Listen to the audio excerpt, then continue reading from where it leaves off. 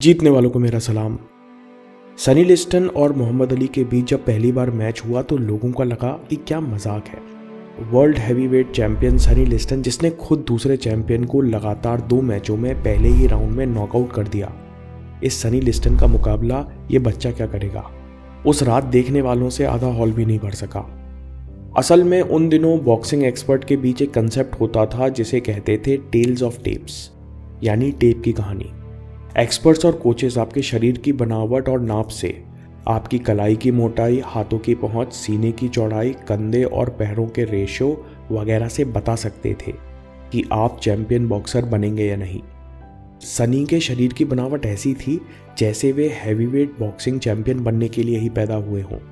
Carol Dweck अपनी किताब mindset में कहती है कि मोहम्मद अली किसी भी मेजरमेंट में पास नहीं हुए। करियर की शुरुआत में उन्हें रिजेक्टेड बकेट में डाल दिया गया, लेकिन मोहम्मद अली के पास दूसरा एडवांटेज था जिसको कैरल कहती हैं ग्रोथ माइंडसेट, जिसे हम कहेंगे वर्क एथिक या बिलीफ सिस्टम। अली के दिमाग में बचपन से बैठा हुआ था कि वे जिस चीज़ पर ध्यान लगाएंगे उसे सीख सकते हैं। छोटी उम्र से ही उन्होंने अपनी बॉक्सिंग में अंतर लाना शुरू कर दिए थे। जहां कोच सबको सिखाते कि हाथ ऊपर करके अपना चेहरा ढको, वहां अली अपना गार्ड नीचे रखते। जहां बॉक्सर बचने के लिए दाएं बाएं शफल करते, अली एक झटके से पीछे हटते। अली के करियर की होने वाली ये अब तक की सबसे बड़ी फाइट थी। मोहम्मद अली ने सनी लिस्टन को पढ़ना शुरू किया, न केवल उनकी फाइटिंग स्टाइल या जिम ट्रेनिंग, बल्कि उन्होंने देखना शुरू किया कि बॉक्सिंग रिंग के बाहर सनी किस तरह के इंसान हैं। अली मैच की तैयारी के बारे में बताते हैं कि उन दिनों तो इंटरनेट था नहीं। मैंने पब्लिक लाइब्रेरी की सारी स्पोर्ट्स मैगजीन्स और न्यूज़पेपर छान मारे और सनी के सारे इंटरव्यूज़ और उनके ऊपर सारे लेख पढ़ डाले। मैं उन लोगों से मिला जो लिस्टन के आसपास रहते थे या जो थोड़ा बहुत भी लिस्टन को जानते थे। मैं इन सब से बातें करता और बीच बीच में लिस्टन के बारे में पूछता। फिर रात तक उन सारी बातों के बारे में सोचता सोचता सो जाता। धीरे धीरे लिस्टन की दिमाग की पिक्चर सामने बनने लगी कि ये आदमी कैसे सोचता है, इसे कौन सी चीज़ परेशान कर सकती है, क्योंकि अली जानते थे कि वो मुक्का मैच खत्म करता है जिसकी दुश्मन को उम्मीद ना हो। A knockout punch is the one they don't see coming. उन्होंने मैच के पहले पागलों जैसे बयान दिए। अली खुद कहते हैं कि लिस्टन को विश्वास दिलाना ज़रूरी था कि मैं सनकी और थोड़ा पागल हूँ, कि मैं खाली बोलने के अलावा कुछ और नहीं कर सकता। अली का विश्वास था, बल्कि बिलीफ सिस्टम था कि होशियारी और मेहनत से रास्ते निकाले नहीं बल्कि बनाए जा सकते हैं। अली साहब एक चैंपियनशिप से दूसरी तक ऐसे ही रास्ते बनाते चले गए। दोस्तों, अगर हमने ये विश्वास अपने अंदर बैठा लिया है तो हम भी एक चैंपियन जैसे कभी नहीं कह पाएंगे कि नहीं हो सकता, बल्कि रास्ते खोजेंगे, नहीं तो बनाते जाएंगे। हमारा काम हमारे बिलीफ सिस्टम का रिफ्लेक्शन है। अगर आप सोचते हैं कि आप सफलता के लायक नहीं हैं, तो आप बीच बीच में काम खुद बिगाड़ लेंगे, खुद बना हुआ रूटीन तोड़ लेंगे। अगर आप सोचते हैं कि आप में कुछ कमी है, तो आते हुए जवाब नहीं दे पाएंगे। अगर आपका काम, आपका जीवन एक इमारत है, तो आपका वर्क एथिक उसकी नींव है।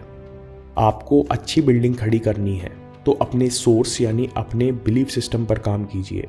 विराट कोहली, मोहम्मद अली और बाकी महान व्यक्तियों से सीख लीजिए, बल्कि इनके कुछ काम के बिलीफ अपने अंदर उतार लीजिए। कैसे?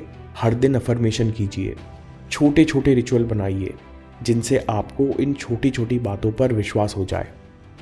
हम जितने लोग ये वीडियो देख रहे हैं, उसमें से इस बात पर कोई आपत्ति नहीं करेगा कि हम सबके पास समय सीमित है। अली साहब 1975 के फेमस इंटरव्यू में कहते हैं, the man who views the world at 50 the same age he did at 20 has wasted 30 years of his life. जो 50 साल का इंसान दुनिया या खुद के बारे में वैसा ही जानता है जैसा वह 20 साल की उम्र में जानता था, तो उसने अपनी ज़िंदगी के 30 साल खराब कर दिए हैं। दोस्तों, जो भी आपके पास कला या मौका हो उसका पूरा उपयोग कीजिए। मेहनत और प्रयास को घर बचाकर मत ले जाइए, क्योंकि इनको बचाने से आपका कभी मानसिक विकास नहीं होगा। अली अपनी किताब द सोल ऑफ बटरफ्लाई में कहते हैं कि अगर मैं कचड़े वाला होता तो क्या कमाल का कचड़े वाला होता। मैं बहुत जल्दी और बहुत सफाई से कचड़ा उठाता कि देखने वाला उस जगह की चमक से प्रभावित हो जाता। अगर मैं जर्नलिस्ट होता और मोहम्मद अली का इंटरव्यू लेने जाता तो उस इंटरव्यू से पहले मैं अली के जीवन के बारे में उनसे ज़्यादा जान लेता, जिससे मैं उनसे बिल्कुल अलग नज़रिए से इंटरव्यू ले पाता, वो बातें निकाल पाता जो अभी तक किसी ने पूछी नहीं है। अली साहब कहते हैं कि अच्छा काम करने से बहुत कुछ सीखने को मिलता है, इसलिए कोई काम, कोई मौका और कोई तारीख छोटी नहीं है। मेहनत और डेडिकेशन को घर मत ले जाइए, इन्हें आज अभी यहीं खर्च कीजिए। कैसियस क्ले बचपन से ही अलग काम कर रहे थे। वो ये सब इसलिए कर पाए क्योंकि उन्हें खुद पर अटूट भरोसा था। कॉन्फिडेंस उनका पर्सनैलिटी का मुख्य आधार था। अली जीतते थे तो कॉन्फिडेंस में, वो हारते भी थे तो कॉन्फिडेंस में। अली कहते हैं हम सब दूसरों को दिखाने के लिए काम करते हैं। जब टीचर सर पे खड़ा होता था तो पढ़ लेते थे, जब बॉस आसपास होता था तो बढ़िया काम होता था, लेकिन जब कोई आसपास नहीं होता तब आप क्या करते हो? जैसा हम अपने आप से अकेले में व्यवहार करेंगे वैसा हमारा कॉन्फिडेंस होगा। आप दुनिया से झूठ बोल सकते हो, खुद से नहीं।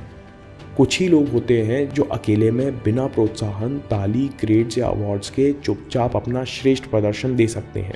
इनके सबकॉन्शियस को पता होता है कि हम प्रयास में कोई कमी नहीं छोड़ते, कैसी भी स्थिति हो हम बढ़िया कर ही लेते हैं।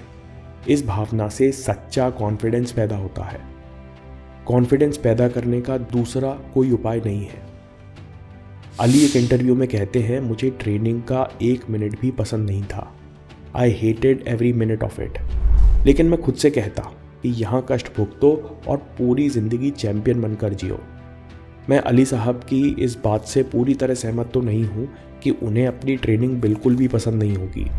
ये उनकी बात करने की स्टाइल थी। वे हाइपरबली यानी अतिशयोक्ति से आपका ध्यान अपनी तरफ खींचते थे। अली साहब ये कहना चाह रहे हैं कि चाहे आप शारीरिक, मानसिक या किसी भी तरह का अभ्यास या ट्रेनिंग करें, ये कठिन तो होगा ही। अगर नहीं है तो फिर आप सीख नहीं रहे हैं। यही कठिनाई, यही ट्रेनिंग आपको चैंपियन बनाएगी। हमको अपने अंदर बिठा लेना चाहिए कि चाहे आप चैंपियन डॉक्टर बने या champion athlete, champion business person बने या चैंपियन यूट्यूबर, अभ्यास तो करना ही है। अभ्यास कठिन या दुखदाई हो सकता है, लेकिन ये बहुत काम की चीज़ है। मोहम्मद अली 56 फाइट्स जीते और 5 हारे। जब वो जीतते थे तो वे अपनी तारीफ में कोई कसर नहीं छोड़ते थे। ये उनकी ब्रांडिंग और पर्सनैलिटी का एक हिस्सा था, और ये ज़रूरी था क्योंकि अगर आप बोरिंग हैं तो आपकी फ़ाइट देखने कौन आएगा। लेकिन वे हारने में भी बड़े शालीन थे। एक स्थापित बॉक्सर केन नॉर्टन से हारने के बाद वे कहते हैं कि मैंने हार के बारे में कभी सोचा नहीं, लेकिन आज जब हारा हूँ तो ढंग से हारूंगा। अपने फैंस के प्रति इतनी जिम्मेदारी तो है मेरी। हम सबको हार का सामना करना आना चाहिए। अगर हमको गिरने से डर लगता है तो हम कभी दौड़ नहीं सकते। दोस्तों, ये बात अपने दिल में बसा लीजिए कि जो लोग नहीं भागते केवल वही गिरने से डरते हैं। चैंपियंस हारने के बारे में सोचते नहीं, लेकिन अगर आ जाए तो मुंह नहीं चुराते, सीखते हैं और आगे बढ़ चलते हैं। आखिर में अली खुद कह रहे हैं, it is the repetition of affirmations that leads to belief, and once that belief becomes a deep conviction, things begin to happen. आप भी इनमें से 1, 2 या फिर और बिलीफ चुन सकते हैं और अफर्मेशंस के साथ अभ्यास कर सकते हैं। दोस्तों, अगर आपको ये वीडियो पसंद आया और आपके पास समय हो तो स्टीव स्मिथ ने कैसे एशेज में धमाकेदार वापसी की ज़रूर देखिए। मैं काम के किस्से लाता रहूँगा। हिम्मत, हरकत, होशियारी, हम जीतेंगे।